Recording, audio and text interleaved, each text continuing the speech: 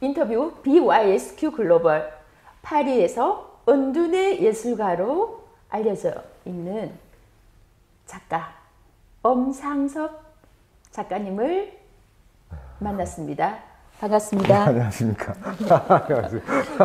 은둔의 예술가라고 이렇게 소개를 받았기 때문에 좀 알고 싶은 내용이 많습니다. 네. 이제 본인 소개부터 부탁드립니다. 예, 엄자, 상자, 섭자, 엄상섭이라고 하고요. 근데 제가 한국에서 활동을 안 하기 때문에 보통은 이제 프랑스나 외국에서는 소비라고 합니다. 근데 이제 왜 소비냐면 제가 어렸을 때 이름 받침이 섭자잖아요. 그러니까 어렸을 때 저희 이모님께서 소비 이렇게 섭이라고 하죠. 소비야 이렇게 소비야. 그래서 그게 좀 제 기억에 좀 좋았는지 제가 일본에 제가 유학을 갈 일이 있었는데 일본에 유학 때 패스포드를 갱신하면서 아이 이름을 그렇게 바꿔버렸죠. 네. 대단하십니다. 그게 가능한 일인가요? 그때만 해도 되게 어려웠습니다. 되게 여담인데요. 그때 그 대사관에 갔더니 영사분 한 분이 계속 저보고 면담을 하자고 하시더라고요. 아주 알고 봤더니 각 나라마다 국정원 요원이 계시나 봐요. 네. 특히 일본 같으면 그런 게 더 있겠었겠죠. 네. 그래가지고 그분이 저한테 왜 바꾸냐고 그러면서 네, 수상하게 생각하셨어요. 왜 바꾼 건 아니고 그냥 제 이름을 아이덴티티를 이렇게 한번 가져가고 싶다. 제가 예술한다 그랬더니 학교가 어디 다니냐 했는데 다행히 제가 다녔던 학교가 꽤 좋은 학교여서 일본에서는 그래서 그거 덕분에 그 좋은 학교에 소개를 해주세요. 어떤 학교였는지. 저는 학교를 두 군데를 다녔습니다. 하나는 그 영화를 전공했었는데 영화라고 해서 긍영화를 한 건 아니고 비디오 아트나 영상을 했었어요. 그래서 그 학교가 일본대학교 예술학부라는 학교였었는데 영화 학교는 그 학교밖에 없습니다. 아, 일본에서는? 예, 그 학교밖에 없습니다. 근데 이 학교가 이제 한 100몇 년이 됐는데 전 세계 4군데 영화학교가 중에 하나 학교죠. 아, 세계 4대 영화학교 그렇죠. 중에 한 군데를 다니셨군요. 그렇죠. 그러니까 그 당시만 해도 지금 좀 다 바뀌었을 텐데 그 당시만 해도 90년대 초반이었으니까 미국에 하나, 그다음에 러시아에 당연히 하나, 그다음에 당연히 또 프랑스에 하나, 그다음에 일본에 하나가 있었다. 그 학교에 계셨을 때 많은 선생님들 중에 하나가 뭐 미야자키 하야오라고 하는 저는 영상이어서 미술에 가까웠는데, 그러니까 그 학교가 영화나 영상을 한다고 하더라도 극영화라고 하는 그런 시나리오를 써서 하는 영화 이거 말고도 실험 영화라고 하는데 예술 영화를 많이. 근데 저는 그 예술 영화를 찍는 거였죠. 너무 잘 어울리시는데요. 근데 사실은 그 저가 미술을 하게 된 거는 사실 어떻게 보면 저는 어떻게 보면 좋은 집안에서 태어난 거랑 같죠. 왜냐하면 저희 외삼촌하고 이모님하고 전부 다 미대를 나오셨습니다. 그러니까 어렸을 때부터 그런 환경이 있어서 한 분은 디자인 하셨고 한 분은 이제 그것도 미술 교육을 하셨기 때문에 당연히 저희가 어렸으니까 조카가 하나밖에 없으니까 저에게 많은 열정을 주셨던 것 같아요. 그래서 자연스럽게 미술에 대해서는 굉장히 그 접할 수가 많았고, 저는 이제 다른 게 호기심이 많아가지고 일본에 갔을 때 영상을 했었는데 결국은 이제 또 한 번 대학을 간 거는 동경예술대학이라는 대학을 갔었는데 그 대학에서 이제 본격적으로 미술을 다시 접하게 됐죠. 근데 제가 영상을 했던 건 되게 도움이 됐던 것 같아요. 제 작업 활동에 있어서. 네. 근데 그게 이제 아무래도 국립동경예술대학이라는 것 때문에 그분이 아마 거기를 다닌다고? 자네가? 예. 신혼하기는 이미 끝났네요. 그렇게 그렇죠? 된 셈이죠. 그러니까 학교 덕분에 신혼하기 끝나서 그 다음부터 이제 패스포드가 상소비. 그러니까 그때 어렸을 때 제가 그대로 들었던 그 이름 상소비 이렇게 했던 상소비 업무라고 하는 업무도 UM을 쓰지가 않고 HOMM이라는 말을 썼거든요. 네. 근데 그게 프랑스 말로 인간이라는 뜻인데 남자란 말도 되긴 되는데 기본적으로는 그 관사를 붙이면 인간이라는 뜻이 제가 엄씨니까 네. 네, 그래서 가장 비슷한 발음이기도 했었고 그래서 약간 의미를 이중적으로 해서 아예 그렇게 패스포드를 바꿔버렸죠. 그게 벌써 한 20년 이상 된 거, 30년 넘은 것 같습니다. 대단하신 분인 것 같아요. 그렇지 않아요. 근데 은둔이라고 말씀하셨는데 네. 은둔이라고 하는 거는 좀 너무 과찬이시고요. 그냥 저는 제 깜냥을 알아서 제가 이 정도 은둔이라고 할까 그냥 그 아직은 그 정도밖에 실력이 안 되는 거겠죠. 애석하게도 그러니까 이 자리에 머물러 있는데 단 머물러 있긴 하지만 이렇게 머물러 있다고 해서 고인물은 아니고 항상 움직이려고 노력을 하고 있습니다. 근데 어떻게 하다 보니까 별명을 은둔 작가 아니면은 뭐 예술가의 예술가 이런 별명을 얻기도 했었죠. 그런 호칭을 주는 사람들이 네. 일반인은 아니었기 때문에 이제 그 헤드라인이 네. 저는 되게 궁금했고 예, 예. 그 봄에 뵀을 때 네. 언젠가 이분을 인터뷰할 수도 있겠다라고 생각은 했었거든요. 예. 근데 이렇게 빨리 제가 가을에 올지는 몰랐는데 네, 그러게요. 첫인상과 지금 현재 이제 조금 더 네. 알게 된 부분의 어떤 조합을 보면 네. 이분이 예술가이긴 하지만 가르치는 일에 조금 더 진심인 분일 수도 있겠다라는 생각을 베르사유 수업 참관을 예, 하면서 예. 제가 고생- 느꼈던 고생하셨죠, 그때. 죄송합니다. 고생을 한 건 아니고요. 굉장히 재밌게 봤는데 네.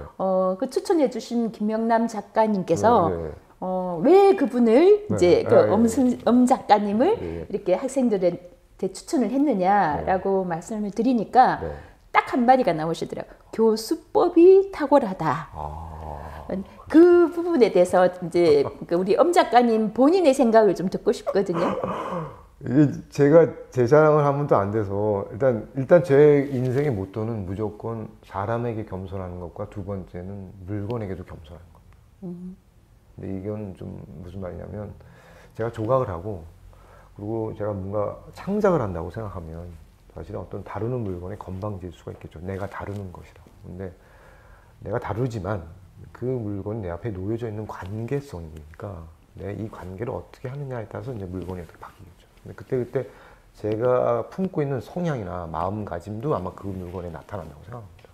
물론 다른 작가들이 그렇게 말을 많이 하는 건 좋지 않다고 저도 생각을 해요. 작품에 대해서. 작품 자체는 그 작품 자체가 이야기를 하니까. 근데 이제 중요한 거는 제가 학생들한테 말하는 건 당연하다고 작품이 스스로 얘기를 할 거라고. 그러나 작가는 그 작품을 만드는 과정 동안 그 작품과 얘기를 해야 되는 거죠. 그렇지 않으면 작품 얘기할 수가 없죠. 얘기를 들어야 얘기를 하니까. 근데 그런 면에서는 작업을 하는 것은 내가 만드는 거지만 좀 겸손하게 한 자세로 작업을 해야 된다라는 거 하고 교수법이 좋다는 거는 사실은 좀 처음 들어서 좀 당황스럽지만 아마도 제가 다른 어떤 학생들한테 이미 여태까지 그 생각하고 배워왔던 것 그러니까 저한테 제 용어로 말씀드리면 당연하다고 생각하는 거 있지 않습니까? 당연하다. 그리고 인식의 자동화라고 하는데 당연하다고 생각하는 그것에 의해서 저희가 미술을 배워왔었지 않습니까? 미술은 뭐 아름답기도 하고 예쁘기도 하고 이건 이렇게 그려야 되고 저건 저렇게 되는데 그렇게 안 그리고 그렇게 생각을 안 해도 표현이 되는 건 뭘까?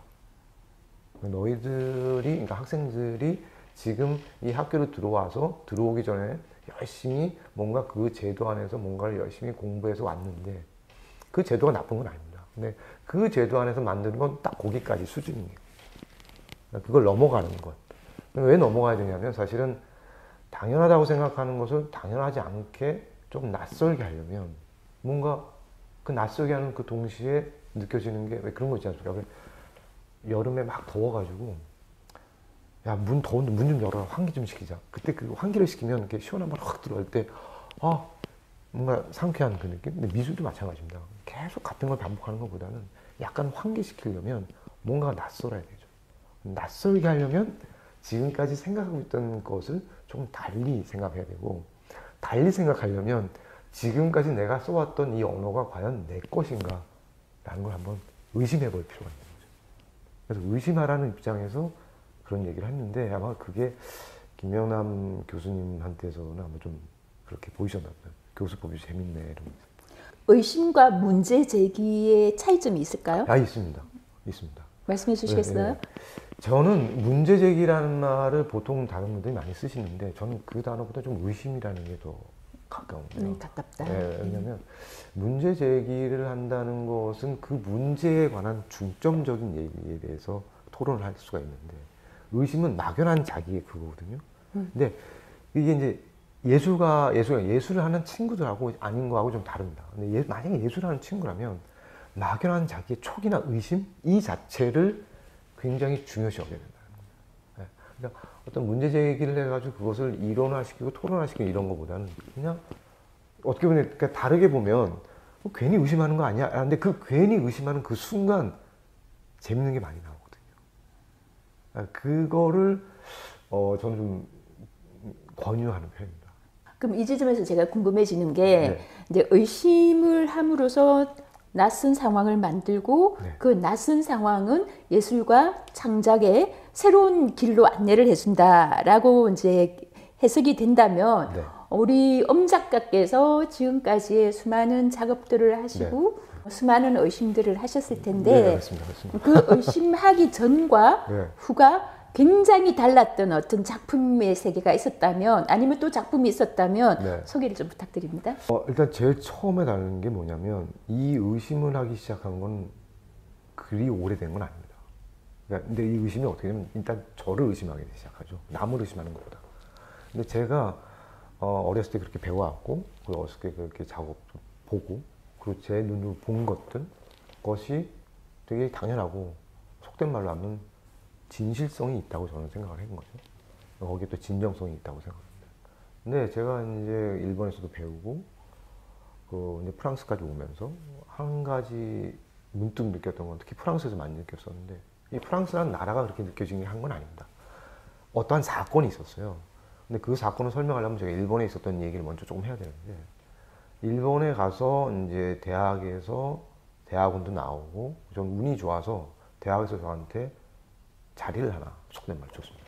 남아서 이제 좀 학생들 가르쳐보라. 근데 그때 제 나이가 30살 딱 넘었나? 그 정도밖에 안 됐어요. 그러니까 되게 아시겠지만 30살의 남자가 뭐 나름 좋은 학교 나왔고 이러다 보니까 아마 어깨도 이렇게 그러다 뭐 이렇게 됐겠죠. 거만한 것도 있었지 않았을까 싶습니다. 그래서 이제 작업을 하는데 그때 작업은 엄청나게 컸습니다. 작업이 보통 제일 작은 게 한 4m 돼요. 제가 170 되나? 키가? 작업을 한 4m, 5m 정도 됩니다. 제일 작은 게 뭐 2.5m 이러니까. 근데 제가 왜 이 말씀하냐면 큰 작업을 했다고 자랑하는 말씀인 게 아니라 그럼 그 작업을 하려면 오셔서 여기서 아시겠지만 이 높이가 해봤자 이게 한 3m 50밖에 안 돼요. 공간이 넓어야 되겠죠. 그렇죠. 네. 당연히 공간이 넓다는 건 뭐냐. 그 공간이 넓은 곳에서 제가 작업할 수 있었다는 것은 그 학교에서 학생들을 가르치면서 강사로 그때 이제 3년 계약을 해서 가르치게 됐는데 강사를 가르치면서 학교에서 모든 혜택을 받았다는 거죠. 예우를 다 해주셨네요. 그렇죠? 네. 그건 뭐냐. 지금 나중에 말씀드릴 거 지금 미리 말씀드리는데 저에게 주어진 공간에서만 제가 작업을 했던 겁니다. 근데 이게 굉장히 중요한 말인데 프랑스에 왔더니 공간이 없어서 작업을 못했어요. 그래서 제가 짜증을 내는 거예요. 네, 정말로. 아니 프랑스에는 뭐 공간도 없고 말이야. 근데 일본에서 얼마나 편했겠습니까? 전화 한 통화로 예, 저 엄상섭인데요. 내일 나무 한 3개 갖다 주시고요. 그럼 딱딱 옵니다. 거기 일본의 시스템이 또 얼마나 좋습니까? 딱딱 와요. 근데 프랑스에 와서 뭔가 좀 예술 활동을 해보려고 했더니 그게 하나도 안 되는 거죠. 순간 깨달았습니다. 내가 여태까지 주어진 공간에서밖에 작업을 안 했구나. 그래서 만든 작업이 아무리 커도 그 공간을 떠나면 만들 수 없는 것들인 걸 제가 깨닫게 된 겁니다. 즉 어디를 가도 제가 만들 수 있는 걸 해야 될 텐데 제한된 조각을 한다면서 제한된 공간에서밖에 할 수 없는 짓거리를 해놓고 예술가라고 했던 저가 사실 그때 당시 무슨 비엔날에도 나가고 그랬어요. 그러니까 더 뭐 했겠죠. 그 순간 되게 후회가 되고 지금도 그 시대의 이력은 제가 안 씁니다. 그 정도로. 그리고 그 시대의 작품도 사진은 남아있는데 작품을 보관하지 다 부셔버렸어요. 이게 첫 번째 사건이었고 프랑스 가서. 두 번째 사건은 굉장히 제가 존경하는 작가가 있습니다. 되게 이건 뭐 김명남 교수님한테도 얘기를 했어요. 인터뷰 때 얘기했는데 게리 힐이라고 하는 아주 비디오 아티스트로서는 굉장히 그리고 지금 현재 내가 아티스트가 되고 나서 그 사람과 지금 이제 연결해가지고 그 사람한테 제가 솔직히 고백한 적이 있어요. 내가 학생 때 나의 파이오니아식 작가였다 그랬더니 그분이 저한테 메일을 보내셨더라고요. 아주 고맙다고. 비디오 아트를 하면서 그 사람에게 굉장히 영향을 많이 받았는데 그분의 작품을 인용한다든가 레퍼런스를 해가지고 제 작품을 한다 치더라도 그분을 넘어갈 수 없다는 제가 느끼게 되는 거죠. 그래서 어느 날 갑자기 비디오 작품도 없어버려요. 그러니까 프랑스에 왔을 때 두 가지를 깨닫게 된 거죠. 하나는 내가 할 수 있는 게 뭔가, 그 다음에 내한테 주어진 공간이 아니라 내가 공간을 만들어서 작업할 수 있는 게 뭔가.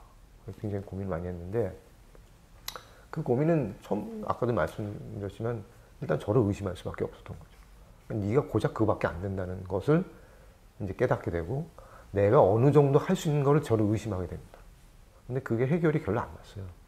괴로워서 솔직히 말하면 프랑스에 온 지 2년 정도 좀 안 됐는데 일본으로 돌아가려고 했습니다. 편하고 일본이 뭐 한번 제대로 주고 네, 그래서 돌아가려고 했는데 속으로 쓰면 정말 쪽팔린다 그러죠. 얼굴을 나 프랑스 가서 예술가가 될 거야 이러고 했는데 전시 한 번도 못 하고 거기서 뭐 대학원도 나오고 전시했던 녀석이 여기 가서 전시 한 번도 못 하고 2년 동안 돌아간다는 게 너무 그렇더라고요. 그래서 사실 근데 나이가 그때가 이제 40 가까워 됐었는데 근데 어느 날 길을 가는데 목공소에서 버려진 나무가 있었어요. 이렇게 나무가 이렇게 떨어져 있었어요. 한 번 보고 집에 갔다가 그 다음날 또 떨어져 있는데 이렇게 쌓여져 있더라고요. 또 갔다가 3일째 되는 날 봤는데 순간 빵 하고 왔습니다. 뭐냐? 이 나무를 다 붙여서 조각을 하면 되겠다. 그래서 그 나무를 붙여서 했죠. 그래서 프랑스에 뭐라고 나냐면 버려진 나무잖아요. 리사이클링이 된 거죠. 그렇네요. 예. 해체된 것을 그렇습니다. 다시 네. 이어주는. 네, 그게 제가 찾은 해답이었습니다. 그 다음부터 바뀌었죠. 거의 180도가 바뀌었습니다. 작업이. 근데 그 작업을 이제 자연스럽게 그러다 보니까 이게 체험적인 거니까 제가 만들어낸 말이 아니지 않습니까? 그러니까 지금 대표님께서 말씀하셨듯이 해체라는 말이 당연히 나오고요. 그럼 재구성이라는 말이 나오겠죠. 해체와 재구성. 네.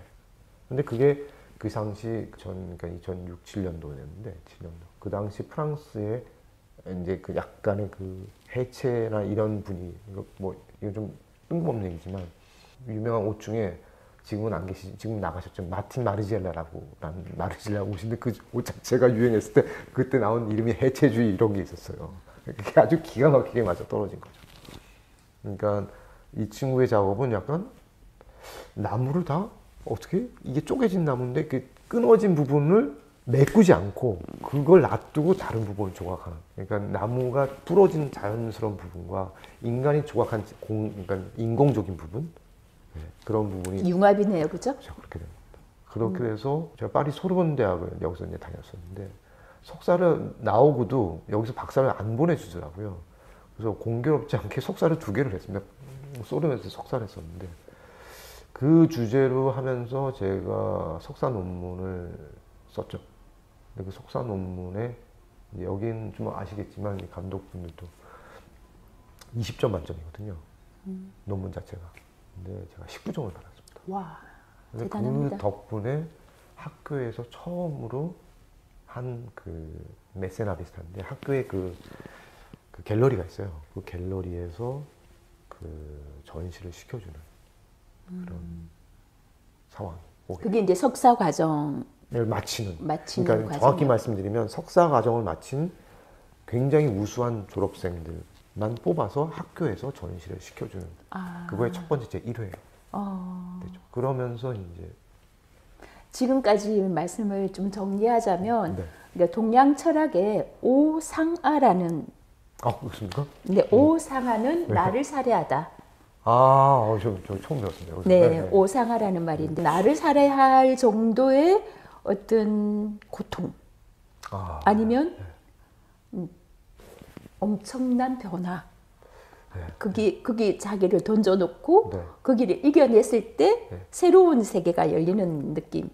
그게 소르본에서 이제 좀 해체와 뭐 저 제전목 네, 이런 그렇습니다. 것을 네. 융합은 느낌이 드는데 네. 그런 작품으로 좀 만드신 거고 네. 그러면 지금 한간에 떠도는 전설인 네. 솔로몬 박사과정 논문 발표 때 그 예. 스토리 그 스토리가 그렇게 또 연결이 될 것 같은데 예. 제가 다 아는 내용이지만 한 번 더 말씀해 주세요.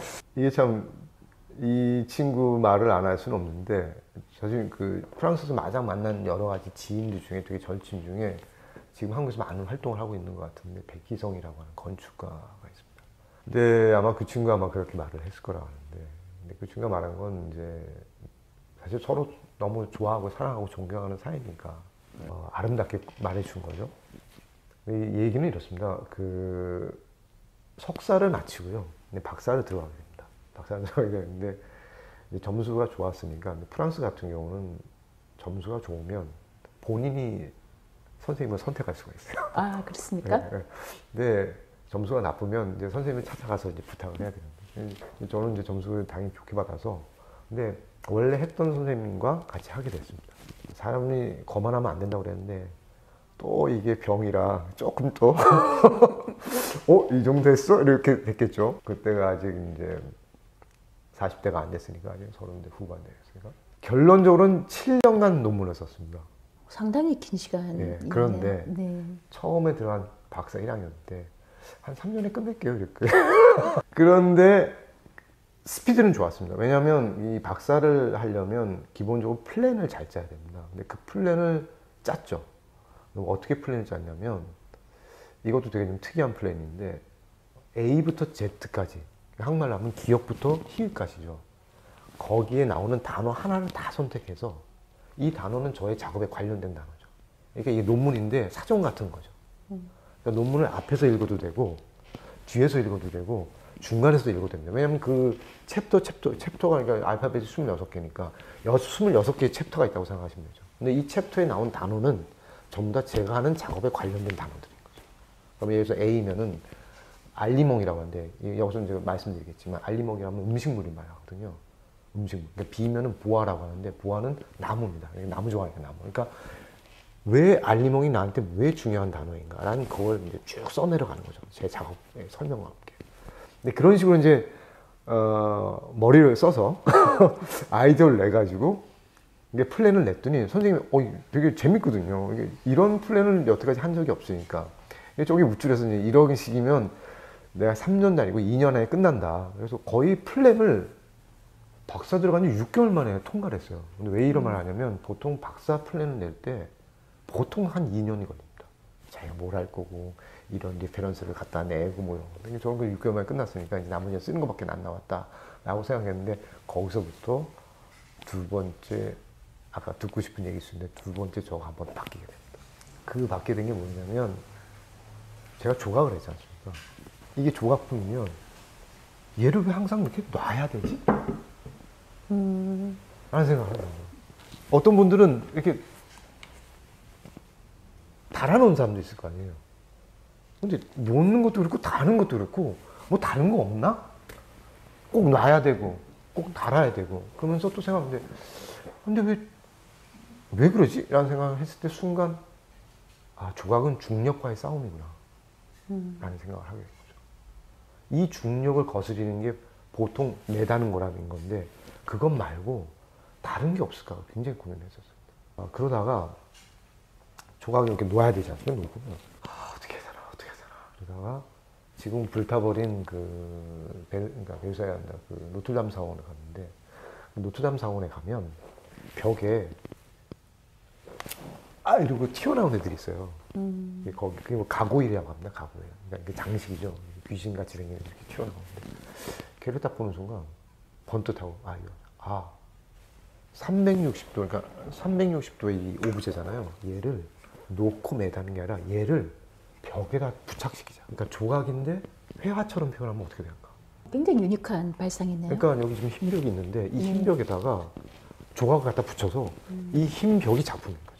그렇게 해서 설치를 하게 됐어요. 그러니까 벽에 하나 큰 거 있으면 조각 360도 이 조각이 올리게끔 놔도 되는 거예요. 놔도 되는 건데 걔를 이게 벽에다가 꼽아놓은 꼽은 거죠. 네, 꼽아놓고 근데 그냥 꼽는 것도 아니고 보기 편한 데가 하는 게 아니라 굉장히 보기 불편한 데다가 해놨어요.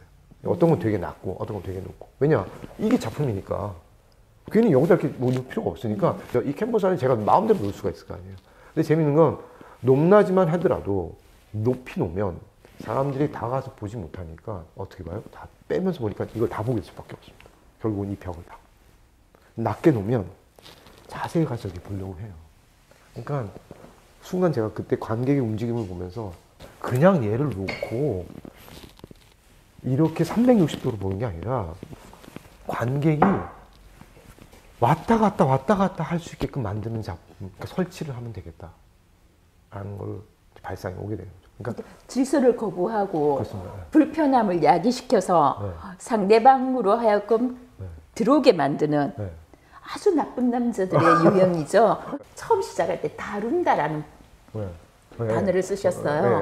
네. 그 다룬다란 말은 네. 그걸 말씀하기 위해서 다룬다는 말 쓴 겁니다. 그러니까 아니 제가 그건 그러니까 화자의 얘기와 청자의 얘기가 뉘앙스가 같을 수는 없어요. 네. 왜냐하면 화자는 내가 하고 싶은 얘기를 하는 거고 청자는 내가 그 들은 얘기를 가지고 내가 해석을 하는 거기 때문에 네. 지금 현재 제 해석은 그래요. 네. 처음에 이제 다룬다라는 말과 겸손을 같이 하셨는데 이거는 상충되는데 뭔가 있겠지 하고 저는 이제 네. 이렇게 대기시켜놨던 네. 단어고요. 네. 지금 방금 하신 말씀에서 이분은 그 다룬다라는 게 나쁜 의미의 다룬다라는 게 아니라 네. 기존 질서를 거부하고 친절함을 없애고 그러니까 불친절함으로 뭔가를 이제 새로 조각하면서 상대방들이 보는 사람이 들어오게끔 작품 안으로 들어오게끔 하는 그런 발상. 이거 새로운 발상이죠. 근데 그걸 하신 것 같다. 이런 느낌. 불친절하다고 좋게 말씀하시고 것 같은데 그럼 되게 고마운 말씀인데요. 사실 제 단어로 하면은 불편하게 하는 거죠. 사람을. 그쵸. 네, 되게 불편. 그건 맞습니다. 정확하게 보셨는데 기본적으로 그 다음부터는 모든 관객을 불편하게 만드는 상황을 만드는 작가로 알려진 거죠. 그러니까 그 아까 잠깐 시간에 말씀하셨던 그 다룬다라고 말씀하셨던 제가 쓰는 그 다룬다라는 건 그때 말씀드린 건 제가 다룬다는 말이 아니라 뭔가를 다루는 것에서 벗어나는 생각을 하고 싶다는 말씀을 드리신 거예요. 네. 다룬다 하는 거는 내가 하는 거고 그쵸. 다루어지는 어떤 것들 그런 것에 대해서 벗어나고 싶다. 근데 방법을 몰랐어요. 네네. 전혀 몰랐고 네. 말은 그렇게 나오는데 이게 이성에서만 나올 뿐이지 이게 체험이 안 되니까 방법은 저는 모르다. 그러니까 근데 결국은 속된 말 하면 생고생을 해야 방법이 나온다고. 그러니까 포기하고 싶고 돌아가고 싶고 그때 내가 다룰 수 없었던 것들이 자연히 나왔을 때 그걸 받아들이는 거. 근데 사실 논문이 제목이 그래서 수용과 미완성입니다. 너무 멋지는데요? 그러니까 제가 다룰 수 없는 자체만으로도 멋진데요. 수용과 미완성. 제가 다룰 수 없는 거를 받아들이는 그 순간 얻어지는 것이 있다라는 게 겸손. 미완성이라는 말에 겸손이 딱 느껴지는데요. 그래서 논문 자체의 제목이 그렇습니다. 수용과 미완성인데 정확히 프랑스 친구들이 물어보더라고요. 너 수용이 뭘 의미하는 거야 도대체? 수용이라는 게 프랑스어는 악셉타시옹이라고 하는데 A죠. 근데 뭐가 수용이냐 그래서 제가 그런 말 했습니다. 세상을 살다 보면 사람이 선택한다고 하지 않습니까? 너희들이 좋아하는 그 유명한 정폴 사르트라는 그 유명한 철학가가 인생은 B와 D 사이의 C다 이래가지고 그게 무슨 말이냐면 B가 태어나다 birth고 D가 death, 그러니까 죽음이라는 거죠. 삶과 죽음의 선택이라고 했지. 니네 그 유명한 철학가가. 근데 나는 거기 하나 더 집어넣겠어. A. 기본적으로 A가 없으면 안 된다. 그게 뭐냐? 그게 바로 acceptation, 수용이다. 그런데 이론이 필요한 거죠, 저한테. 너희 부모가 이혼했어. 네가 선택할 수 있는 문제가 아니야. 받아들일 수밖에 없어. 삶에서 의외로 그런 게 많더라고요. 근데 이것도 제가 말할 수 있는 건 저희 부모님이 이혼하셨거든요. 제가 선택한 건 아니죠. 그러나 저는 그걸 받아들일 수밖에 없습니다. 근데 이것이 만약 똑같이 예술에도 있다면 어떤 관계일까? 내가 다루는 것이 아니라 내가 받아들일 수밖에 없는 상황? 어떤 상황? 그 상황을 내가 물론 이제 만들어주긴 하겠죠. 하지만 이 모든 상황을 받아들일 수밖에 없는 상황, 그리고 그것에 대해서 내가 어떤 생각을 할까? 그게 시작이었어요. 그러다가 이제 점점 작업이 그런 식으로 바뀌어가게 돼요. 주어진 공간에서 오더만 하면 바로바로 채워지는 시설에서 네, 그렇죠. 작품을 하셨잖아요. 네, 그렇습니다. 근데 지금 방금 하신 말씀은 무한의 공간을 발견하신 것 같아요. 그렇게 말씀해 주시면 네, 정말 물리적인 공간이 그쵸, 일본에서의 네. 작업이었다면 맞습니다. 네, 정확합니다. 프랑스에서의 공간은 무한의 공간을 발견하셨네요. 상당히 저한테는 좀 감동적인 단어를 주신 건데 저는 그런 단어를 몰랐고요. 지금 제가 배운 것 같습니다. 네. 감히 제가 말할 수는 없었던 단어 같고요. 제 깜냥에서는. 근데 그런 단어 지금 들으니까 되게 좀 편해지네요. 아, 그런 단어였나 보다라고 생각이 드는 것 같아요. 네. 무한이라는 건 제가 무한이라는 게 뭔가라고 그러니까 생각한 적은 있어도 그게 이렇게 단어로 확 이렇게 오지는 않았어요. 근데 지금 말씀하시니까 그런 것 같다는 생각이. 명확하게 그렇게 느껴서요, 저는. 그래서 논문을 썼습니다. 논문을 7년 가까이 써면서 논문을 썼는데 당연히 그 동안에 작품도 바뀌었겠죠. 작품이 한 번 더 바뀌게 되는데 조각품에서 이제는 설치로 나가게 됩니다. 근데 왜 그랬었냐면 조각으로 이제 어느 정도 그 정도를 했으니까 다들 이제 인식이 좋아졌습니다. 인식이 좋아졌다는 말은 엄상섭 하면 이런 조각을 하는 애가 이제 연결이 됐죠. 그래서 많은 갤러리한테도 컨택이 와서 좋은 반응도 없고 아직도 저의 조각품을 보면 상당히 그 시니컬하면서도 굉장히 꼼꼼하게 근데 거기에는 그냥 요만한 조각 하나가 나무 한 500개가 들어갑니다. 들어간 게 다 보여요. 그냥 여기 하나 있는 걸 보여드릴까요? 가져왔는데 여기 이제 구멍이 뚫려 있어서 그러니까 이 작품이 이렇게 되는 게 아니라 벽 같은데 이렇게 설치된다고 생각하시면 돼요. 아, 네. 근데 이 부분이 깨진 부분이 제가 만든 부분이 아니에요. 아, 자연적으로 만들어진. 네, 깨진 부분을 제가 다 붙였다고 생각하시면 돼요. 그러니까 공간을 조금씩 벌려가면서 붙이면은 네. 이 틈이 생기겠죠. 아, 네네. 그러니까 제일 처음에 이 안에 있는 걸 붙이고 네. 그 다음 걸 조금 더 벌려 붙이고 이러면 구멍이 생기는 거죠. 네네네. 이게 전부 다 다른 나무입니다. 집요함이 느껴집니다. 그러니까 이게 다 나무가 근데 이 나무 선이 예, 그렇죠. 이 겨울이 어떻게 이렇게 다 맞출 수가 있죠? 맞췄죠. 그러니까 그걸 생각하면서 합니다. 그러니까 작업 시간이 꽤 걸렸겠을 그렇습니다. 거예요. 그러니까 이걸 보고 다들 미친 그러니까 그 정도의 집중도와 집요함이죠. 얘 같은 경우는 나무가 몇 개 들어갔지? 얘가 한 300개 들어간 것 같아요. 이게 전부 다 개수니까. 그렇죠. 이게 나무 결이 있잖아요. 다 이렇게. 나이테라 그러나? 예, 그렇죠. 나이테들의 이제 서로 다른 나이테들의 연결이 결국 또 이제 하나의 작품처럼 이렇게 그렇죠. 예, 그림이 그렇죠. 그려지네요. 예, 그렇죠. 이게 작품 제작 기간이 얼마나 됐어요? 얘는 저 보통 한번 작업을 하면 밥도 안 먹고 하는데 그런 네. 스타일이 네. 그런데 그래서 한 달 정도 걸립니다.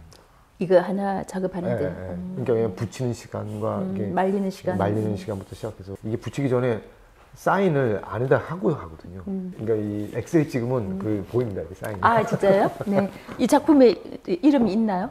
예, 그러니까 꽃봉오리, 몽오리 같은 건데. 피기 전에 예, 순간. 예, 예. 네. 근데 이게 온 모티브는 사실은 어디서 왔냐면 자동차 뒤에 물건 걸 때 쓰는. 아. 그러니까 일상의 어떤 이미지가 네. 전이 되는 그런 테마로 이제 작품을 하죠. 작가와 예술가 사이는 뭐가 있을까요? 뭐 저는 그렇게까지 다르게 생각하지 않습니다. 왜냐면 프랑스 언어로 생각하면 작가와 예술가는 그냥 같은 말로 다 쓰는데, 근데 단 작가 중에서도 그 글을 쓰는 작가는 프랑스 말도 딱 다른 말이 있죠. 근데 여기서 말하는 작가는 아마 예술가, 미술가 이렇게 작가라고 하는 것 같은데, 저는 그렇게 다른 점을 못 느끼고 있어요. 근데 단 제 개인적으로는 제가 저를 예술가라고 부르는 적은 여태까지 한 번도 없는 것 같아요. 그럼 내만이 그 예술가라는 그 단어에서 오는 무거움 때문인지, 그리고 아마 제가 저를 작가라고 부른 적 한 몇 번 있지만 요즘은 작가라고도 부르지 않습니다. 그냥 미술하는 사람. 근데 겸손하기 위해서 그런 건 아니고 그냥 점점 하다 보니까 그 단어가 가지는 무거움에 대해서 조심해야 되고, 또 한 가지는 그 무거움을 겸허히 받아들이기 위해서는 이런 말 하고 싶은데 직업일 뿐이지 신분이 아니지 않습니까, 예술가. 네. 네, 저는 그걸 경계하는 거죠. 제가 예술가라고 하면서 그 마치 신분화되는 게 겁이 나는 거죠. 근데 작가는 뭐 본인이 스스로 하는 작업들이 있다면 작가라고 얘기할 수 있을 것 같고요. 예술가는 타인이 어느 정도 권위를 갖춘 타인이 불러주는 이제 그 작가들의 어떤 경지, 네. 경지에 다다른 사람한테는 쓸 수 있는 게 예술가가 아닐까. 네, 그렇게 저는 그렇게 생각이 네. 들거든요. 근데 예술가는 타인이 불러주는 게 맞을 것 같고. 네.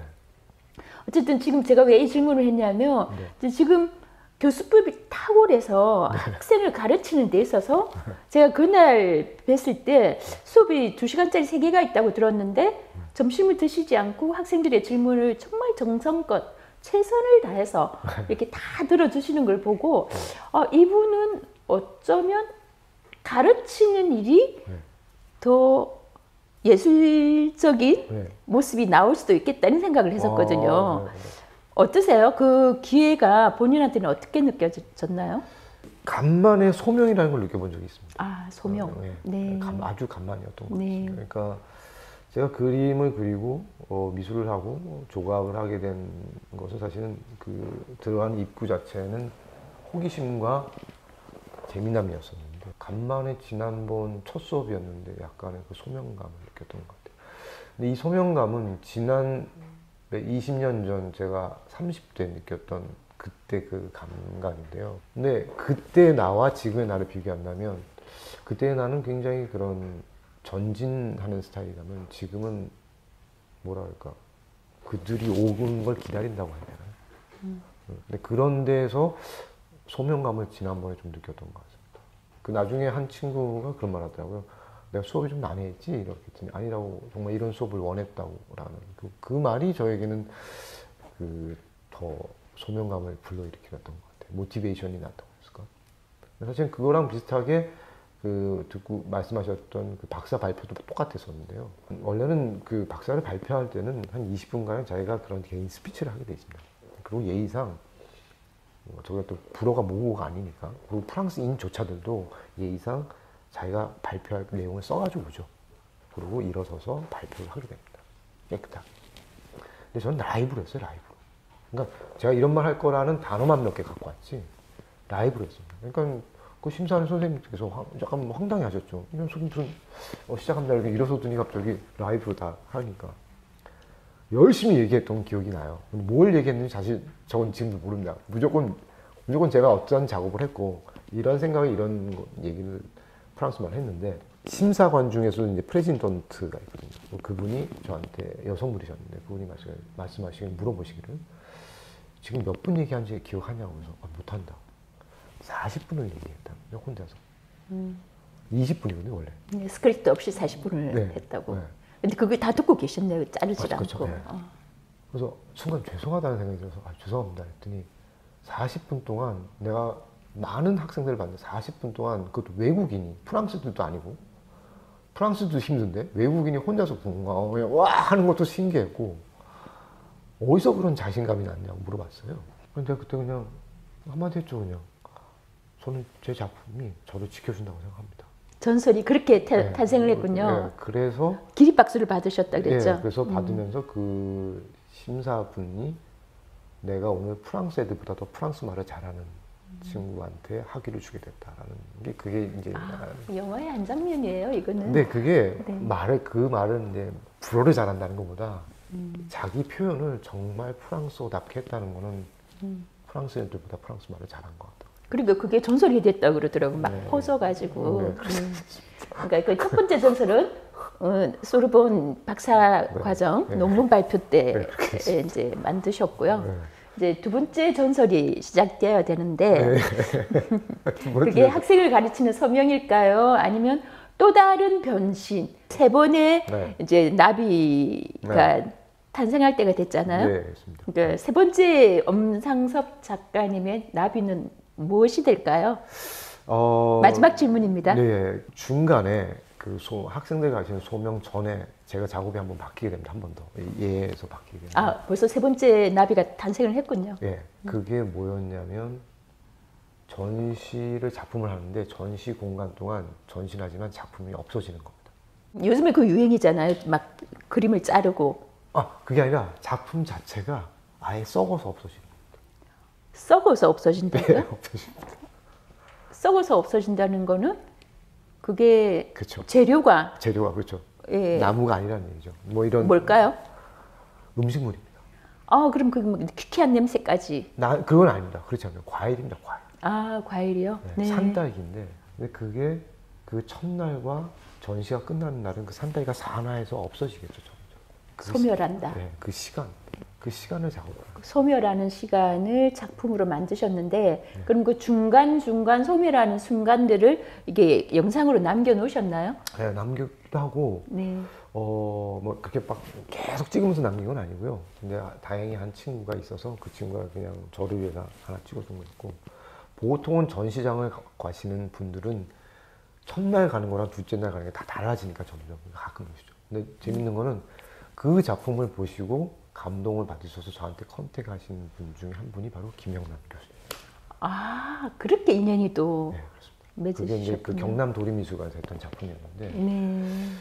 회화 작품 같은 거죠. 조각인데 산딸기가 벽에 붙어 있다고 생각하시면 돼요. 색상이 변하고 그죠? 그렇죠. 컬러가 변하고 국물이 떨어지는 시간에 따라서 소멸의 시간이네 그죠? 소멸의 여정? 그러니까 점점 야위어 가는 거죠. 그렇죠. 네. 예. 그게 제가 있고 나서 그 다음에 이제 이번에 학교 학생들과 만나게 된 거죠. 그런데 질문에 또 다시 해주면 한 번 더 변화를 할 것 같습니다. 네, 느낌이 그렇습니다. 네 번째의 나비는 언제쯤 볼 수 있을까요? 글쎄요. 사실은 제가 공부를 하고 있습니다. 혼자서. 어떨 땐 욕심이 나가지고 다시 한번 학위를 딸까라고 생각할 정도로 공부를 했는데 그게 뭐냐면 인지심리학을 공부하고 있는데요. 아, 진짜요? 네. 책을 한 4-5권 읽고 지금은 전공책을 읽고 있습니다. 그래서 그거에 연관되지 않을까 싶네요. 인지심리학의 깨달음 또는 영감 이런 것들이 그러니까 어떤 물질과 만나가지고 어떻게 앞으로 이제 나오게 되겠죠. 다음 네, 인터뷰를 기약하면서 사실 제가 많은 인터뷰를 했지만 네. 이렇게 시간이 금방 가고 그랬습니다. 또 다음 얘기가 궁금하고 흔치 않은 경험입니다. 네, 은둔의 예술가라고 말을 해줬던 백이성 건축가가 과장이 아니었음을 네 번째 나비에서 확인을 하고 싶습니다. 이 파리 근교에 있는 이 아름다운 공간에서 인터뷰를 허락해 주신 예술가 엄상섭 씨를 만났습니다.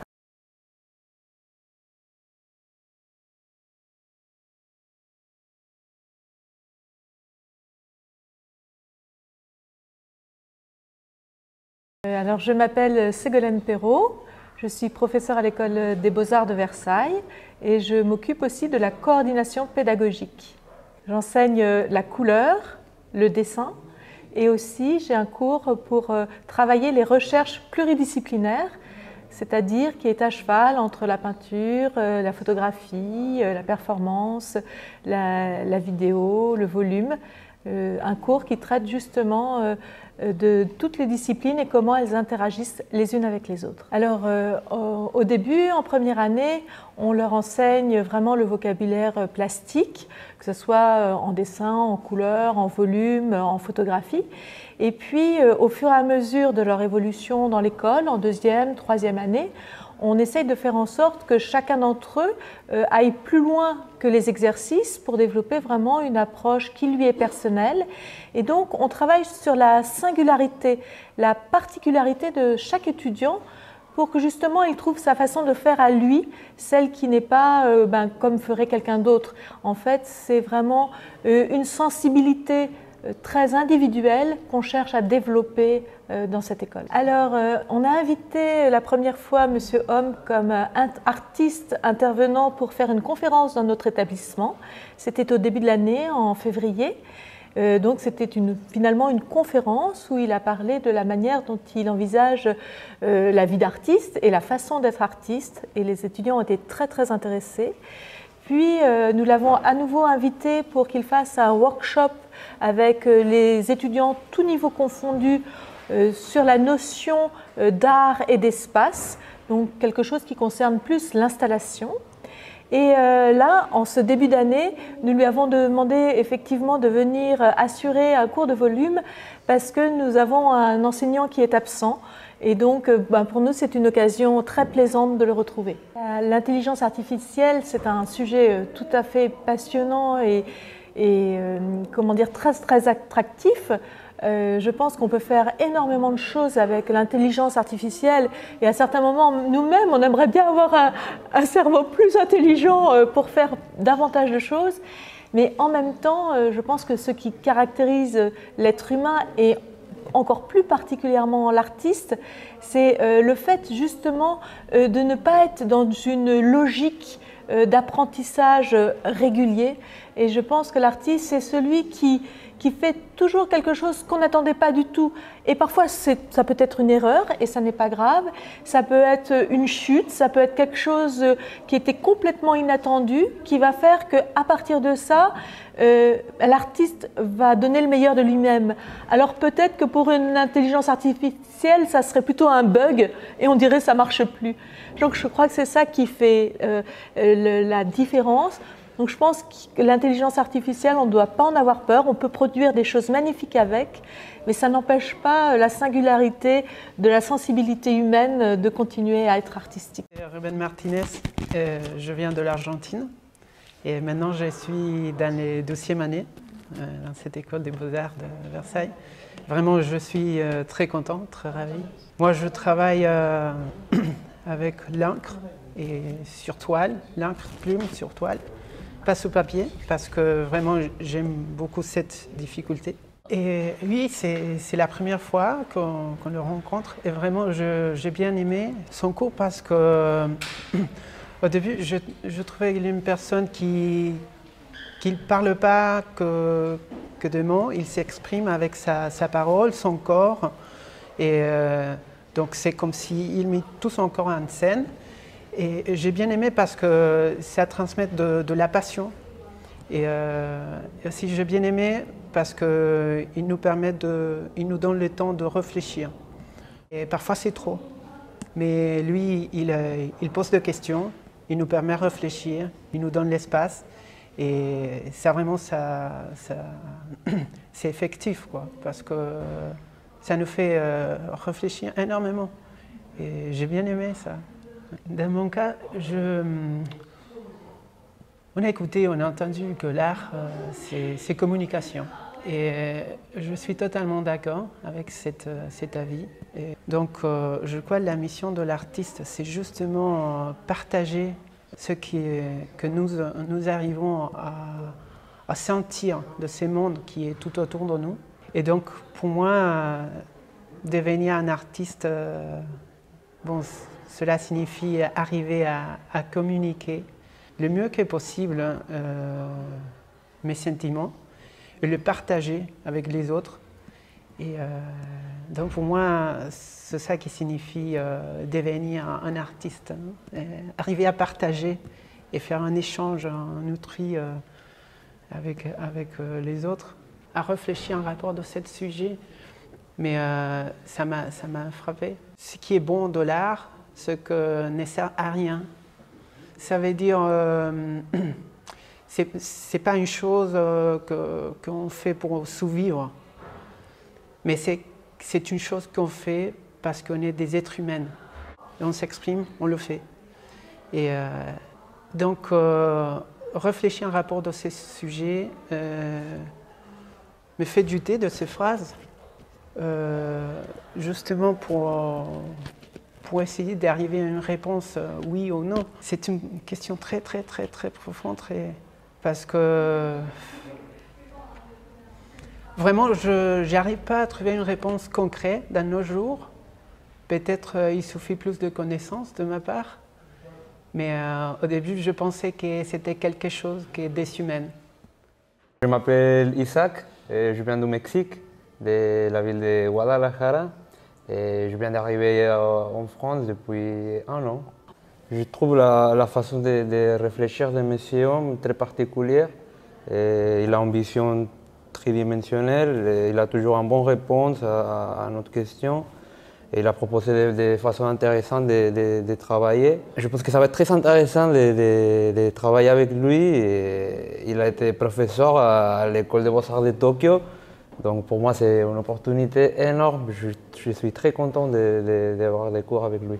Et les schémas, ce n'est pas encore clair, mais on est ici pour ça, pour apprendre. Et oui, j'ai envie de devenir un artiste. C'est encore un chemin. Je pense qu'il faut s'adapter à les nouvelles techniques. Mais il faut toujours. Il ne faut pas perdre les raisons, la connexion qu'on a avec la nature, avec l'être humain. Mais il faut profiter des techniques. Donc si maintenant on peut travailler avec des façons digitales, avec les IA, je pense que c'est bien, c'est valide, c'est une nouvelle forme de faire l'art. Mais pour moi, il faut toujours être connecté avec l'être humain.